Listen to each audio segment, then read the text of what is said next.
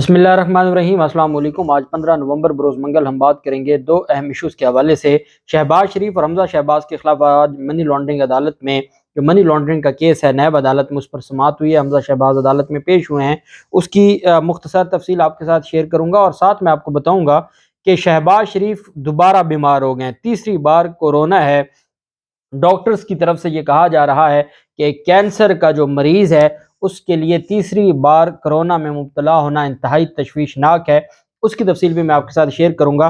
कुछ लोग कोई और कहानी भी सुना रहे हैं, वो क्या है और क्यों खामोशी इख्तियार की जा रही है। और हमेशा ऐसा होता है कि जब इनको लगता है कि अब इनकी कोई बात नहीं सुनने वाला, तो ये हमेशा बीमार हो जाते हैं, खामोश हो जाते हैं, और ये एक तरीक़ाकार भी है, उसके ऊपर भी हम बात करेंगे।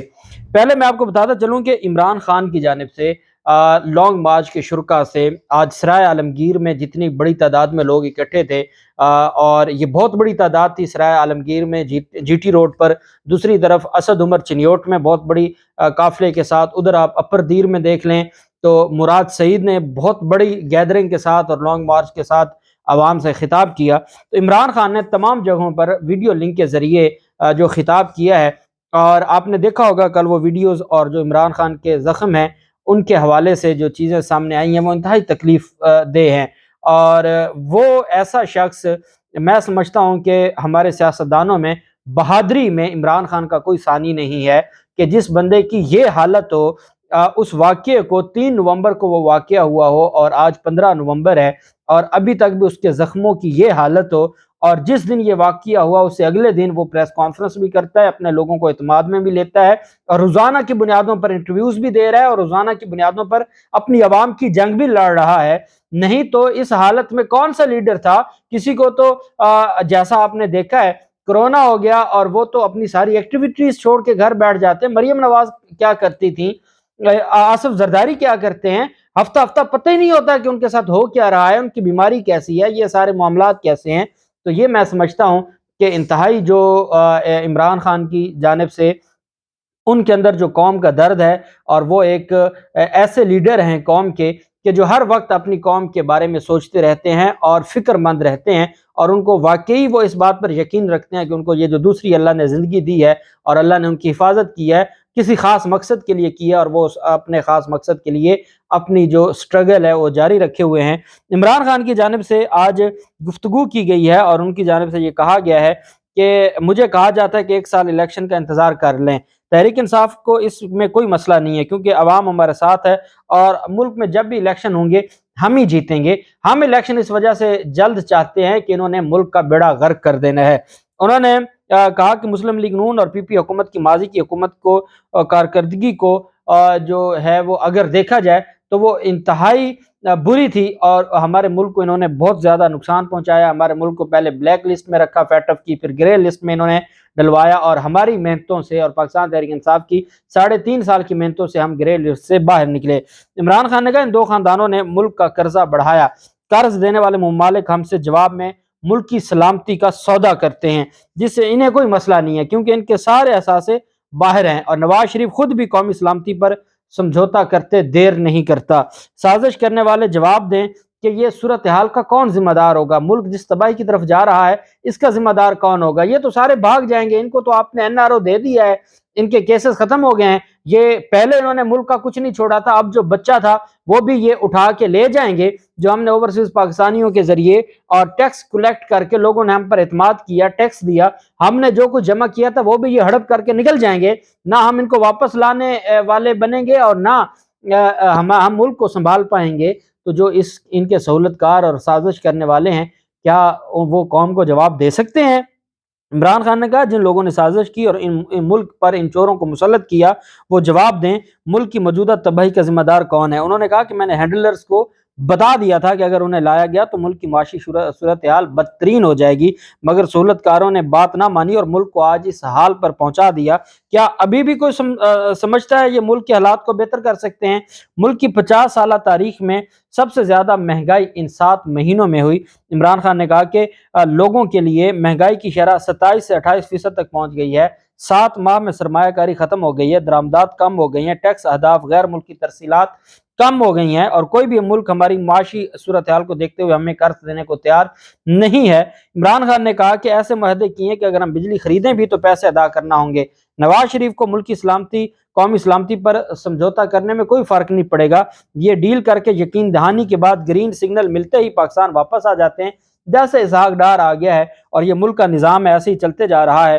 پی ٹی آئی چیئرمین نے کہا کہ میں چیف جسٹس سے اپیل کرتا ہوں کہ ارشد شریف، اعظم سواتی اور میرے اوپر ہونے والے قاتلانہ حملے کے کیسز کو دیکھیں۔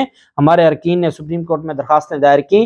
سپریم کورٹ جو اسلام آباد میں رجسٹری ہے، جو مین جو بینچ ہے آنریبل سپریم کورٹ کا، وہاں پر جو ہم درخواست لے کر گئے تو ہمارے سینیٹرز کو اندر جانے نہیں دیا گیا۔ جس ملک میں 20 گریڈ کا افسر اتنا سٹرونگ ہو جائے کہ نہ اس کے خلاف مقدمہ درج ہو اور نہ وہ بطور رجسٹرار ہمارے لوگوں کو، جو منتخب لوگ ہیں، ان کو سپریم کورٹ کے میں داخل نہ ہونے دے، تو اس ملک میں کہاں کا انصاف اور کہاں کی عدلیہ اور کہاں کی جو سپریمیسی ہے۔ عمران خان نے کہا کہ وہ چیف الیکشن کمشنر کے خلاف بھی درخواست پر سماعت کریں۔ انہوں نے کہا کہ چیف الیکشن کمشنر نے ہمیں توشہ خانہ اور فوراً فنڈنگ کیس میں پھنسایا ہوا ہے، جبکہ عدالتوں نے ان فیصلوں کو مسترد کر دیا ہے جو چیف الیکشن کمشنر کے خلاف درخواستیں پڑی ہیں، اور ہمارا جو ایک نہلی ریفرنس سپریم جوڈیشل کونسل میں پڑا ہے اس پہ بھی جلد سماعت کی جائے اور چیف الیکشن کمشنر کے خلاف جو کارروائی ہے وہ کی جائے۔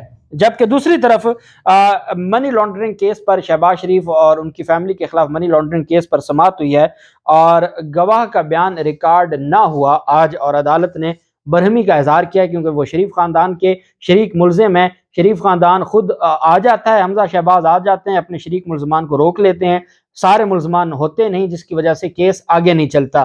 اب آپ دیکھیں کہ منی لانڈرنگ کیس میں یہ بری طرح پھنسے ہوئے ہیں، وہاں یہ چاہتے ہیں کہ یہ اس کیس کو لٹکاتے رہیں، جبکہ جو آشیانہ ہاؤسنگ ریفرنس میں جہاں ان کو لگتا ہے کہ ان کے مطلب کی ساری چیزیں ہیں، سمجھ جائیں ان کے مطلب کی ساری چیزیں ہیں، تو اس وجہ سے یہ چاہتے ہیں کہ جناب ہمارا کیس الگ سے ہو لیکن جلدی اس پر سماعت ہو، اور یہ وہ آنریبل جج صاحب ہے جنہوں نے رمضان شوگر مل کیس میں ان کا کیس ختم کیا ہے۔ یہاں جو منی لانڈرنگ کا کیس ہے، یہاں پر یہ خود اس کیس کو لٹکاتے ہیں۔ قمر و زمان نے شہباز شریف وغیرہ کی خلاف منی لانڈرنگ کیس پر سماعت کی، شہباز شریف کی جانب سے ان کا نمائندہ پیش ہوا، جبکہ حمزہ شہباز خود عدالت میں پیش ہوئے۔ عدالت نے 2 ملزمان علی احمد اور شعیب قمر کے پیش نہ ہونے پر سخت برہمی کا اظہار کرتے ہوئے کہا کہ میں ان کے وارنٹ گرفتاری جاری کر دوں گا۔ عدالت نے کہا باقی ملزم پیش ہو جاتے ہیں، یہ لوگ نہیں آتے۔ 20 مرتبہ نیب کا گواہ عدالت میں پیش ہو چکا ہے اور یہ اس کا بیان نہیں ہونے دیتے۔ عدالت نے کہا اگر اگلی تاریخ پر یہ نہیں آئیں گے تو پولیس کو کہا کہ ان ملزمان کو گرفتار کر کے عدالت میں لایا جائے۔ 25 نومبر کو کیس کی دوبارہ سماعت ہوگی اور 25 نومبر کو پھر عدالت دیکھے گی کہ یہ کیسے قانون کی دھجیاں اڑاتے ہیں اور یہ کیسے سارے معاملات کو آئین اور قانون کے خلاف کرتے ہیں اور کیسے یہ عدالتی نظام کا کھلواڑ کرتے ہیں۔ دوسری طرف شہباز شریف کے حوالے سے جو خبر گردش کر رہی ہے، شہباز شریف واپس آئے لندن سے اور وہاں پر وہ گئے تو پہلے 2 دن کا قیام تھا، پھر 3 دن کا، پھر 4 دن کا، پھر ایئرپورٹ سے واپس جانا پڑا۔ پھر جو کہتے تھے مریم نواز کہتی تھی انٹرنیشنل صادق اور امین، اس کو اسی انٹرنیشنل عدالت نے انٹرنیشنل چور ڈکلیئر کر دیا اور وہاں پر ان کو کروڑوں روپے کا جرمانہ ہو گیا اور اب وہ جرمانہ ادا کرنا ہے۔ انہوں نے 23 نومبر 4:30 بجے تک ٹائم بھی بتایا گیا ہے کہ 1 منٹ کی بھی معافی نہیں ہوگی۔ وہ کوئی ہماری عدالتیں ہیں؟ وہ تو انصاف والی عدالتیں ہیں۔ اب شہباز شریف واپس آئے، شہباز شریف کو 2 مشکلات کا سامنا ہے۔ ایک تو شہباز شریف ڈیلی میل کیس پر میڈیا کا سامنا نہیں کرنا چاہتے۔ میڈیا کو تو انہوں نے بیوقوف بنایا ہوا تھا کہ دیکھیں جی ہمیں تو صادق اور امین ڈکلیئر کر دیا گیا ہے۔ اب وہ ساری چیزیں سامنے آ گئیں، جب آرڈر سامنے آ گیا تو میڈیا کیا کرتا۔ دوسری طرف انہوں نے بیوقوف بنانا تھا آرمی چیف کی تعیناتی کے حوالے سے۔ نواز شریف کے ساتھ جو ان کی 4-5 دن مسلسل ان کا اجلاس تھا اور اس اجلاس میں ان کی گفتگو ہوتی رہی، مشاورت ہوتی رہی، تو یہ بیسیکلی اپنے مقصد کے لیے گئے تھے۔ نواز شریف اپنی ضد پر اڑے ہوئے تھے۔ بات جو ہے وہ شیخ رشید نے تو بتا دی ہے۔ شیخ رشید کہتے ہیں کہ یہ جو معاملات ہیں وہ پنڈی ہی طے کرے گا، اور حامد میر جیسے لوگوں نے بھی کہہ دیا ہے کہ بھئی یہ لندن میں کچھ کرتے رہیں، یہ آپس میں کوئی مشاورت کرتے رہیں، وہی ہوگا جو کرنے والے کریں گے، ان کی کوئی نہ ان کے فیصلوں کی کوئی اہمیت ہے اور یہ لندن کے فیصلوں کو نافذ بھی نہیں کر سکتے، یہ ان کی اوقات بھی نہیں ہے۔ ایک آپ کو بلاول زرداری اور آصف زرداری اس معاملے پر بالکل سیٹسفائی نظر آتے ہیں کیونکہ انہوں نے اپنا الو سیدھا رکھا ہوا ہے، انہوں نے اپنے معاملات ٹھیک رکھے ہوئے ہیں۔ نواز شریف اپنی بارگیننگ کر رہا ہے، آصف زرداری اپنی بارگیننگ کر رہا ہے، دونوں کے اپنے اپنے مفادات ہیں، اور ان مفادات کے لیے بلاول زرداری کہتے ہیں کہ ہمیں اس کو سیاسی نہیں بنانا چاہیے، جو اس تقرری ہے۔ شہباز شریف اور نواز شریف لندن میں بیٹھ کر 5 دن اور میڈیا اس کو ڈسکس کرتا ہے کہ جی اجلاس میں فیصلہ ہو گیا، وہ ہو گیا فلاں بندے کو۔ اب رؤف کلاسرا کی جانب سے جو جنرل عاصم منیر کا نام دیا گیا ہے کہ نواز شریف جس کو جو سینئر موسٹ ہیں، 5 جو جرنیل ہیں ان میں سے جو سینئر موسٹ ہیں ان کو آرمی چیف لگوانا چاہتے ہیں، اور اس پر ان کے معاملات طے ہو گئے ہیں۔ یہ رؤف کلاسرا نے خبر دی ہے کہ نواز شریف جس کو چاہتے ہیں اس پر معاملات طے ہو گئے ہیں۔ تو یہ رؤف کلاسرا آپ جانتے ہیں کہ خاص طرح کی اس کی ایک اپروچ ہے، کوئی معاملات طے نہیں ہوئے، اور جن لوگوں نے ابھی سے ہمارے آرمی چیف قمر باجوہ کے خلاف کمپین شروع کر دی ہے اس مسلم لیگ نون نے، ان کو پتہ ہے کہ یہ نہیں کر سکتے، ان سے نہیں ہو پائے گا۔ زرداری یہ سمجھتا ہے، وہ اپنی اوقات کو دیکھ کے کام کر رہا ہے کہ میں اتنا نہ مانگوں، میں نے اپنے کیسز ختم کروا لیے، اپنے بیٹے کو میں نے انٹرنیشنل فورمز پر پہنچا دیا، تو میں مزید تھوڑا سا وہ ٹھنڈا کر کے کھاتا ہے۔ نواز شریف ایک ہی باری چاہتے ہیں کہ سارا کچھ ہو جائے، میری بیٹی بھی باہر آ گئی ہے، میرے کیس بھی ختم ہو گئے ہیں، مجھے بھی پاکستان آنے دیا جائے، نہلی بھی ختم ہو جائے، میری مرضی کا آرمی چیف، کیونکہ وہ تو بادشاہ ہیں، اپنے آپ کو تو وہ سعودی عرب کی طرح بادشاہ سمجھتے ہیں۔ تو یہ ساری چیزیں اب شہباز شریف کے پاس جو بڑے سینئر تجزیہ نگار ہیں جو سیاست کو جانتے ہیں، وہ یہ کہتے ہیں کہ شہباز شریف کے پاس نہ آرمی چیف کے معاملے پر کچھ کہنے کو ہے میڈیا کا اور عوام کا اور اپنے لوگوں کا سامنا کرنے کو ہے، اور نہ ہی ڈیلی میل کے معاملے پر، اور اس وجہ سے ان کو ریسٹ چاہیے تھا۔ اور پھر جو ایئرپورٹ سے وہ واپس گئے اور وہ وہاں پہ بیماری کا جو کچھ کہا گیا، اگر وہاں پر کوئی بیماری کا معاملہ ہوتا، آپ جانتے ہیں وہاں باقاعدہ ساری چیزوں کو دیکھا جاتا ہے، اگر کووڈ ہوتا تو وہ معاملات پھر پاکستان تک نہ پہنچتے۔ بہرحال اب پاکستان مسلم لیگ نون کی جانب سے یہ کہا جا رہا ہے، باقاعدہ انہوں نے مریم اورنگزیب نے ایک ٹویٹ کیا ہے کہ ان کو تیسری بار کورونا ہوا ہے، اور کہا ہے کہ ان کی جو صحت ہے وہ بہتر نہیں ہے، اور دعا کے لیے ریکویسٹ کی گئی ہے کارکنان سے بھی اور عوام الناس سے بھی، اور انہوں نے کہا ہے کہ ان کا جو کرونا ٹیسٹ ہے وہ پازیٹیو آ گیا ہے، اور عوام سے دعاؤں کی اپیل ہے۔ دعاؤں کی اپیل کے حوالے سے یہی ہے کہ، اور اس کے بارے میں بھی ڈاکٹرز کہتے ہیں کہ جب کسی کو تیسری بار کسی کا کرونا پازیٹیو آ جائے تو پھر اس کی حالت تشویشناک ہوتی ہے، اور اگر تو واقعی ایسا کوئی معاملہ ہے تو اللہ پاک ان کو صحت دے۔